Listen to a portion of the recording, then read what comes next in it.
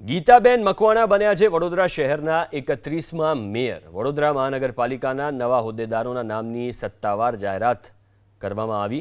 તાજેતરમાં મહિલા આરક્ષણ બાબતે સર્જાયેલા વિવાદ બાદ ભાજપે સંતુલન જાળવવા 3 મહત્વના હોદ્દાઓ મહિલાઓને ફાળવ્યા। વડોદરા શહેરના ઇતિહાસમાં 20 વર્ષ બાદ સ્થાયી સમિતિના ચેરમેન તરીકે કોઈ મહિલાની પસંદગી થઈ। આદિત્ય પટેલને ડેપ્યુટી મેયર જ્યારે વર્ષાબેન વ્યાસને સ્ટેન્ડિંગ કમિટીના ચેરમેન બનાવાયા છે। વિજય ચૌહાણને પક્ષના નેતા જ્યારે શ્વેતાબેન માછીને દંડક બનાવાયા છે। બીજી તરફ રેસમાં સૌથી આગળ અને પ્રબળ દાવેદાર મનાતા અજીત દધીચ અને નીતિન દુંગાના નામો છેલ્લી ઘડીએ કપાતા રાજકીય ગરમાવો આવી ગયો।